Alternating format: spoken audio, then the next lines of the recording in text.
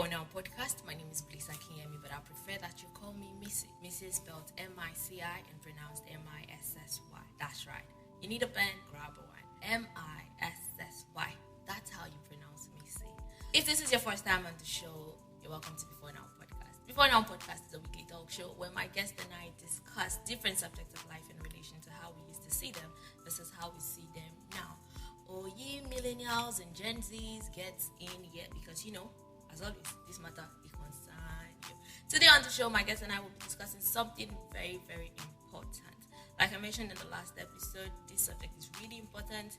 It's the subject of making money, and I just cannot wait for this conversation to start. My guest for today is no other person but an amazing person. In fact, I have my reason for saying he's amazing. Don't worry, I won't tell you. My guest for today is Folarin Adeboye, co-founder and CEO of F&K Savings. He's also the co-founder of Diaspora Homes and Properties. He's an entrepreneur, financial business consultant, and an idea developer. This is bio is hooking me in the throat, but then I'll proceed. Folarin is also a Tony Elumelu Foundation alumni, a Founder Institute nominee, a Corporate Financial Institute fellow, and a recipient of several entrepreneurial awards. His interests include helping people, youths especially, secure their future all around. Folarin, you're welcome on the show. Thank you very much. Thank you for having me. Oh, so great. So today we're talking about making money. And like always, we're going to talk about it before and now. So, okay. Folarin, what was your first experience, with making money? Or what really drove you to actually make money? Like the first time that you earned money for yourself, when was that?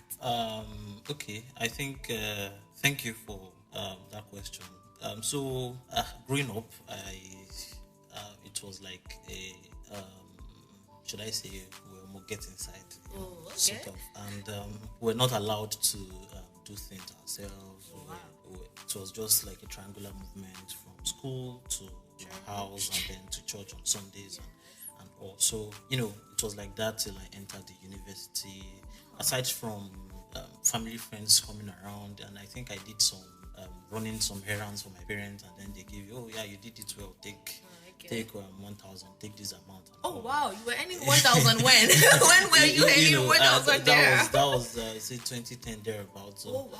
Yeah, that's so a lot of money. You were rich. I could, but for me to earn 1,000 naira, you would have done like I a would lot have of done stuff. a month's worth of job and all those things. So I got into the university, and 100 level wasn't that. It was just me focusing on my academics, and then 300 level thereabout. I think by the time you get to 300 level, you're already thinking about life after school, and then you need to start.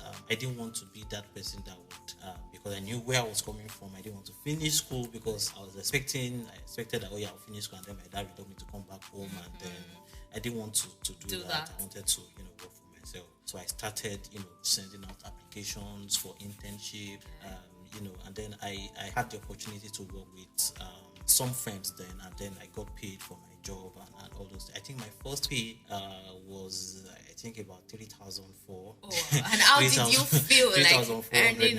It was a beautiful thing for me. Not because I did not really need that money. I get it. Because I was getting more than enough from home. I didn't really need the money, but it felt amazing. It felt wow. To have done something. I think I finished it that day. Oh my god! oh my god! I finished it that day because this 3-4. Oh my god! This particular one that I worked for. I'm going to this one though. I'm going to blow it. There was a Mr. Biggs inside UI then, so and it tantalized us. Yes, so I went there. I think with a friend of mine, my roommate, spent it. He didn't know that was my salary. Oh my god! Spent it. We're fine. I felt so. I think so far that has been the first money I will spend, and I won't have any. You won't feel bad about it because it was just so good for you to do that. Exactly, yeah. Oh wow! Talking about just like earning money and then deciding to just like spend it. Like you earned this money. Typically, a person would expect you to save that money or keep some of that money aside. But what you decided to do instead was just today we'll say blow it. No, you didn't spend it. You blew it. You didn't spend it. I'm so proud to say that. You blew it. So, coming from that kind of ideology that people have that you should actually save money, I think we need to address the fact that a lot of people talk about saving money, talk about investing money, talk about doubling their money, but they don't really talk about earning the money. Like what to do to earn money. So after that particular time, did you do any other jobs that you actually decided to blow the money again, or by that time you had a reset and you were like, no, this one is not to be blown? Okay, so like I said, the first money was the joy of making my personal money. That was what made me like do it that way. It wasn't like I didn't have the knowledge of, even though I wasn't a consistent saver, I knew that I needed to save and all those things. But like I said, that money was for spending. It was for spending, and I was glad I did that. Yeah. So that should I say, fortunately or unfortunately, that was the only money I got out of that firm that I worked with at that point, because a few months after, they went down and they were not operational anymore. And I didn't make money for myself again until I finished school. You get that was about how long? I think about 2 years after. Oh, wow. Because a lot of things I was just volunteering. I wasn't working for money. I just wanted to feel useful. You get, over time I've been working closely with my parents. I didn't really have the chance to see the outside world and all. So I was just volunteering and doing all those things. So and I started making money for myself. I don't know if it's a conversation for now, because a lot of things happened between that time and when I started making money for myself again. And then nobody told me, I didn't even need to read it in the book, that Folarin, you just have to, as you are making this money, you are saving it. As you are making this money, you're saving it. I was already opened to finding means to invest or to do things, but I knew that I could not blow that money. Even if it was a 5 naira, I knew I could not blow it anyhow. Yes. So, talking about, like, by the time you decided to start earning money, what were the things that shaped your decision or that informed your decisions on how to make money? We're going to go to like what you did to make money, if you're willing to share. But what were the things that informed it? I mean, some people will be like, okay, I really want to make money, but I don't like stress, and so I'm not going to do like this kind of thing. So I'd rather do like this kind of thing.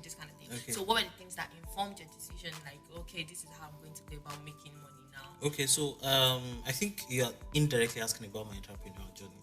Oh, that's it. Oh, okay. I didn't know that. That was where it led to. So I grew up with a family of entrepreneurs. My dad was into business, my mom into business, my siblings, and all those things. So, and because I didn't like some particular lifestyle, while in my secondary school, I already knew I wasn't going to go from office to office submitting my CVs. I knew I was just going to start business. And to be sincere, at the point I was like, even if it's managing my parents' business, I don't think I want to submit my CVs and then start looking for jobs. Yeah.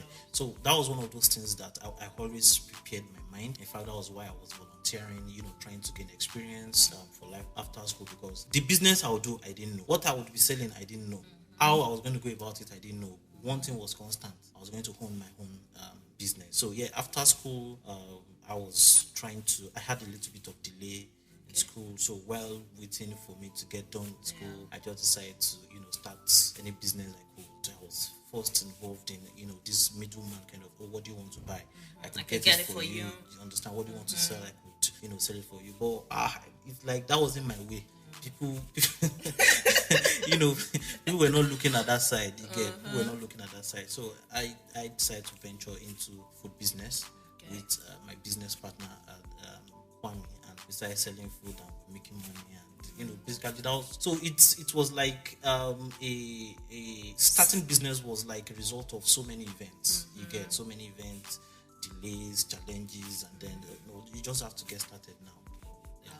Okay, so I mean, when you say that it was informed by a couple of events and challenges and all of that, it brings me to the point where I think about my own life. I mean, growing up for me, it was like, please, this is what you're going to do. And like you said, you were working for your parents. I was working for my mom as well, and we would. Oh Jesus, I remember remember my mom was a caterer. She used to bake snacks and all of that. So I was literally like working for my mom, but I wasn't getting paid. Yeah. I think there's something about that thing that we really need to I think the first time I got something from my dad, it was after I finished doing something, and it was, I just went to our living room to tell him, okay, I've done this thing. And, I gave him the change, the balance, and it was my mom telling him that at least give him something now, and that was when he called me back and said, "Oh yeah, take." We really need to address that. Because I was not telling my mom later, but you told him to give you something. You did not give me something. you know that kind of thing. Yeah. So that basically was it. Yeah. As I was saying, like when I was growing up, we would like go work for my mom. We bake, we take the snacks, we go sell them, we stay in the shop and all of that. Of course, it was like a normal thing to do. But I just felt like at that point, like this was me working now. If I was going to add those years of experience to my CV, it was something. But the only difference would be that I did not earn anything while I was on the job. Then moving forward, I think I got to a point where I went to learn the old art of baking. I went to a catering school. I did my graduation and everything. And when I came back, I was just like, see, henceforth in this house, I'm a graduate of catering school now. Henceforth in this house, I am not doing any job that I'm not being paid for. Exactly. And my mom just looked at me like this. I was like, what a go for a job. And I was like, I was like, mommy, what? I'm going to eat in this house. But I'm just saying, because my mom was so nice that because she bakes, people would come to her. She was like the philanthropist of baking. Every wedding, every birthday, they just come to her and be like, oh ma, I mean, you plan all your events, you have the all, you have everything, but it's that cake part because you know somebody that is going to be so merciful and nice to you, and then you come with your puppy eyes and be like, ma, we really want to, but we can buy the ingredients. My mom would just be like, don't worry, Damola will do it for you. I'd be like, mom, see, are you paying me for that job? And there was a lot of fight going back and forth with that. So now it looks like we came from like two different places, because for me I had to like fight to say, okay, I want to get paid. Nobody was being nice to me to say, take, this is money, like, okay, you've done something for me. I think the only way I was paying myself for my mom was she sending me on an errand. And I changed. Oh my god! And then maybe after a few weeks, and then she will say, "Oh, Folarin, I have changed with you. How much is everything now? I don't know. But it should be about 1,000." And then I knew that we had like more than that. And, but it gave me, in my head, I knew my mom knows that you were taking money, that I was keeping those. But at a point also it felt like she was allowing me to keep it, so I would give her back when she's probably short of cash and all those things. Because anytime she needed something urgently, you just, okay, give me money out of the money I have with you. And you were like, exactly, so accountant. Exactly. Okay, so it's been really amazing having this conversation about making money, because really this is the 21st century. What do you want to do without making money? Nothing. No, there's like I think beyond money is the bicycle of the gospel of the gospel of every damn thing that you want to do in this life. Like money is it. So, and like we said on the last episode of the show, beyond ostentation, like money empowers you to just make choices. Money allows you to have that free will to do whatever it money is life. That like more than anything, just earning money is like, what's that thing they say? Important. Like it's not just important, it's important. So right now, I also want us to talk about this. There's this thing that a lot of people do, or what they say, and what they say is like they really don't know what to do. Like, okay, I have a lot of things I can do, but the situation of the country is bad and it's not yielding into money. I mean, we have to put that into consideration. So before where you currently at, how did you deal with the situation, with the hardship in the land? Because Nigeria has been hard for a long time. So how did you deal? Like, how did you manage to do something, bring money, put food on your table, clothe yourself, regardless of the situation of the country? Okay, yeah. So that's like a very good question, and it's a question that sort of brings back memories. And I think I remember the first time I sent my partner Kwame a message. It was me telling him that if it was a Facebook message that we've been close friends and all, but after school we lost communication for about a couple of weeks, and then I said, Kwame, if you know any anybody that wants to sell or buy things, though, let me know. And he was like, he's a Ghanaian, so he could not go for service immediately after school. And he was like, oh, let's even sit down and talk about it. And then we sat down, we spoke, and then we had a lot of goals aligning together, future goals. We were just talking. Oh, you were thinking about? Oh yeah, I was thinking about that too. Oh, you wanted to do this? Wow. Okay, so and we said, this is like let's do this. Yeah. Let's do this. You understand? And okay, so what should we do? And we know we want to work together. So what should we do? Yeah. And he said, okay, let's start selling food. I was like, oh, we had a meeting inside the University of Ibadan then, and okay. And then I started talking to people about getting a space in UI. The money we used to start with. We know. So we're just like, let's just go and get the space. I can imagine. We're working with it. Evidence of things not seen. We were working with it. And then I think we spent the next 2 months. I visited lecturers, I visited people that I knew, apples, and then nothing was really forthcoming. Yeah. And then one day we went to visit one of our mentors, and it was around Okeado. Okay. And when we got there, we saw, before we entered the school, we saw the space like outside. And Kwame was like, wait, see this space, we can use it. At first, it shocked me, like, how did you see this place? Like, I didn't come here with the intention to spot opportunities, but he said it, and then we just told the man that, oh, so I want to use this place, and he said, okay, no problem. And right there and then, after the meeting, we entered one of the classrooms. Do you understand? We started listing what we're going to be using, and then we listed a whole lot of things. Wow, this is money. This is money. Okay, let's do this. All those things you used in school, bring your them pots, back. your frying pan, your gas, bring everything up. Bring mine. His girlfriend was with us then, and then we brought everything together. Okay, this is what we have. How much do you have in your bank account? I think I had about 10,000 naira. Oh wow. How much do you have in your bank? I think I have about 8,000. Okay. 18,000 naira. Okay. Yeah, we could reach out to friends and families and everything. I think I called my mom. She sent me 10,000. And then, to cut the long story short, the whole F&K business venture that we see today started with less than 50,000 naira. Do you understand? Today we are valued at. I would.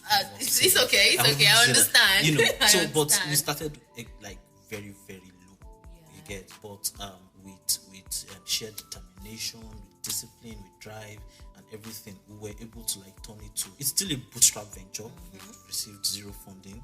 Do you understand? But in less than 5-6 years, we've been able to build something great out of it. So yes, it is true that the country is hard.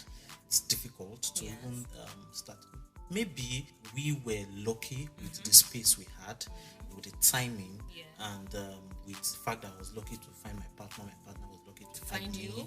And some people were not that lucky and everything. Because if we probably want to start that sort of venture now, we would not start with 50,000. Do you understand? We're talking about over 100,000 because of inflation and everything. Exactly. So timing, luck, and everything were in place then. And I used to say to people that who come to me for advices and everything, that whatever it is you know how to do, whoever it is you know how to serve, just be very good. Whether it's God, it's Allah, or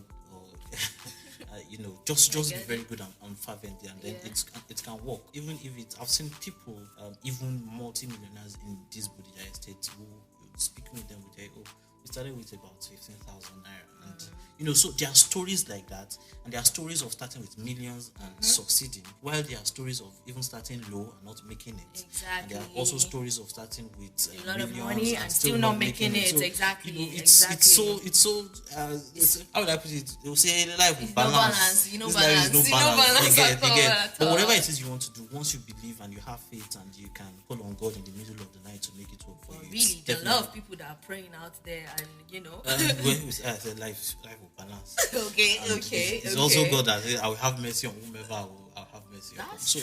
That's so true. the way is a mysterious Lord. So okay, so before we proceed, I would like to quickly put you on the spot. We are there now. We are there right now. Like if you are, we are there. You understand? Behold. Okay, so you have just about 10 seconds. Oh my God, you were going to peep into my book. Oh God, no. I'm trying to be like the last. Oh, okay, that was peeping into my book. Oh my God. Yeah, okay, yes. so you have about just 10 seconds to unscramble the word. Can you like help me out? Like tell me I'm not helping you out. the market I'm not or telling the you. I'm not telling no you. expo. No expo, nothing at all. Yes. Okay, let's go. You can't write this down. All right. Noted. Let's So go. yeah, your word is spelled CNERUCRY. Why no? Why do you make me say that? Okay, can you like you didn't start it very well. I didn't start it very well. You say okay, you have 30 seconds. Your 10 seconds is even like counting down already. Like, okay, let's. You have just like 3 seconds more. So if you don't get it now, that's like again. So your word is spelled CNERUCRY. Currency. Oh my God! Currency. High five! Currency. Oh my God! Yeah. I did it, man. You did it. You guys should be proud of me. Oh yes, you did it. Yes, Yes. yes, So I did it. the word for today that Folarin had to unscramble is I'm currency. so proud of myself I mean, right before now. the show, he was like, "I really hope I get it," and I'm so glad that you're proud of yourself right now. Yeah. Okay, so moving on now.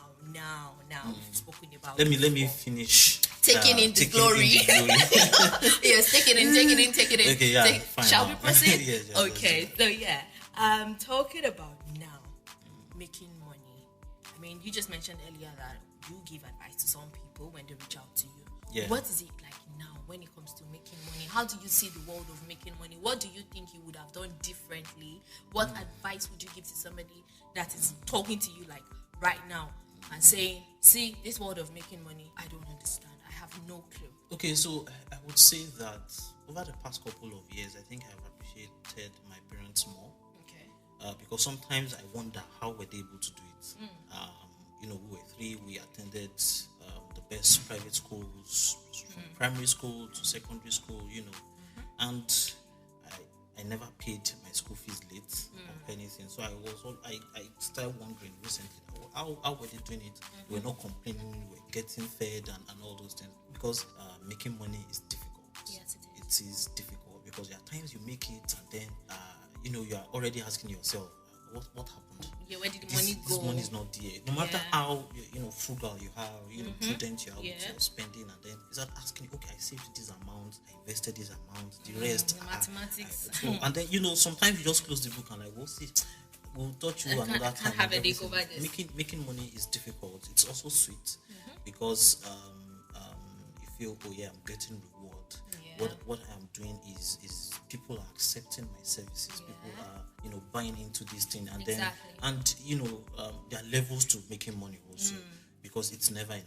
Yes, you make 100,000 now. If you let's say you make it for a couple of months and then your needs start increasing and then you want to make more. Even if your needs are not, you want to make more. The exchange rate is even at a bad You could get a car right today. now. Let me give you an example. When I got my car and I was driving and then there was this car opposite me and like, God. Wow. God, when? What did this man? And then I wanted to like try and speed up and see the man inside. Then I saw him, young guy. Like how? And I'm into business, and I can tell you that not everybody is a scammer or not everybody. There are people who make a lot of people who make money legitimately. Like God, I need to make more money. More money. That was like a week after getting my supposed like fine car. Oh, I need just a week. Yeah, I need to make more money. This is not enough. I need to be able to get this and get this, and then weeks after you see more, and then like I just need to make money. And then you see a lot of things. So then we live in a world where people are trying to outdo each other. You read news and all those things. So making money is difficult. It's also sweet. Do we really need to outdo each other? I'm a business person. Yes, we need to do. Yeah, I believe in collaboration over competition. Okay. But there are so many businesses in your space. There are so many people, and so you just want your business to be at the top. Exactly. You understand? And if you want your business to be at the top, it means you need to outdo your competitors. Okay, I mean, I get it. Like when you put it like that, but when we come from the angle of like wanting to buy like a better car than somebody, and just like If that's like the sole purpose. No. Okay, no. I just the thing wanted is, to okay, clarify that. okay. Talk about some of my fantasies. I talk about getting cars. It's why I Okay. used The car as an example. That's Do you perfect. understand? That's So perfect. you that doesn't mean that I don't get that car tomorrow and I don't see a final one and all those things. So I just use that as an example. Exactly, So that's I fine. believe it's even the basis of what we do here in F&K Savings. We try to collaborate with businesses, and our business model is basically about providing financial services, for other business and all those things. So collaboration is good. But also you want your business, you want to be at the top, you want to make waves and all those things. So that means you have to like outdo your competitors, and so that was what I meant by that. Like we're almost at the end of the show, but before we like get to the end of the show, I'd like to ask you, what do you think is a major reason, from your experience, why people? I mean, I know people that are scared of making money, the imposter syndrome. I mean, some of them can even do these things, but they really can't just put themselves out to say. Like, so what do you think has been like a major factor that slows down people from making money or stops them from making money? And how do you think people could just get over it? Because I know we have people like that listening. Okay, it's a dicey question because what stops people from making money, or what could hinder them from making money? I could point at it from so Different many angles. I could look at it from village people setting. Maybe your village people, no matter what, Basically, no matter what you do, they are still there. Yeah. Do you understand? And we could look at it from a business angle. You're not making the right business decisions. You're probably scared to take risks. You're scared to take on new, open up new frontiers to challenge yourself and everything. And from personal, individual perspective, it could be I'm fine with what I have. And some people are like that. I've met a lot of people like that. They're just fine. They're not running any race. They are just okay. If it comes, good. If it doesn't come, fine. Do you understand? And so there's so many things that. But in terms of village people, we know what to do to get them off our back. And in terms of business, I would just say that there is no perfect business decision. Do you understand? It's all trial and error. Do you understand? I was telling my team yesterday, since inception, I'm sure that we've tried over 100 strategies. Do you understand? You keep trying new strategies. If it works good, if it doesn't work, you try again. You go back to the drawing board, you try again. And then from the individual perspective, if you just want to be like that, fine. Nobody's pushing you. Do you understand? They say that and all this. And if the lifestyle is you just want to keep making more, then go for it. I have this with die mentality. I just have to make it. I keep meeting more Do you people that understand? want to die here. Because unfortunately that's what the world today requires. That's what it requires. This is with Tamata. Of course. Do you understand? Yes. Okay, thank you so much for that. Before we just wrap up the show, I'd like to quickly say a couple of things that I consider very important when it comes to making money. Some people call them skills, but I just want to say they are important things. There's a need to be self-assured.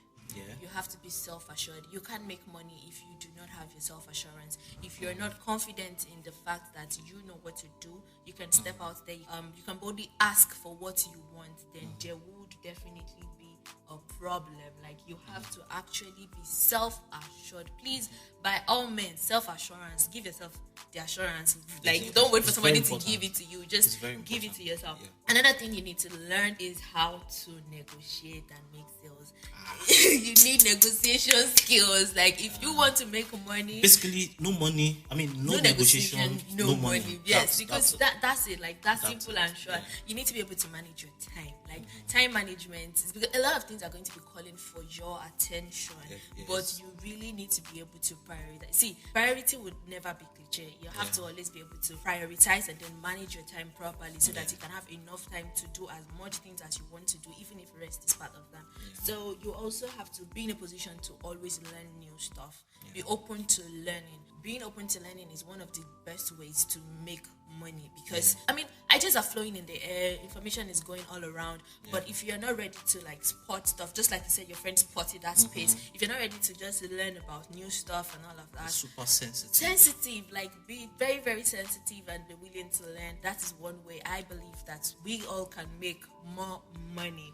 And also, you need to have communication skills. We don't talk about it enough. You have to be able to communicate. It's not just about saying that you know how to do this thing. How are you making it known that you really can do this thing. You really need to be able to communicate what you do, how you do it, who you want to work with, and all of that. Be able to clearly state it. And also, you need to be able to manage stress.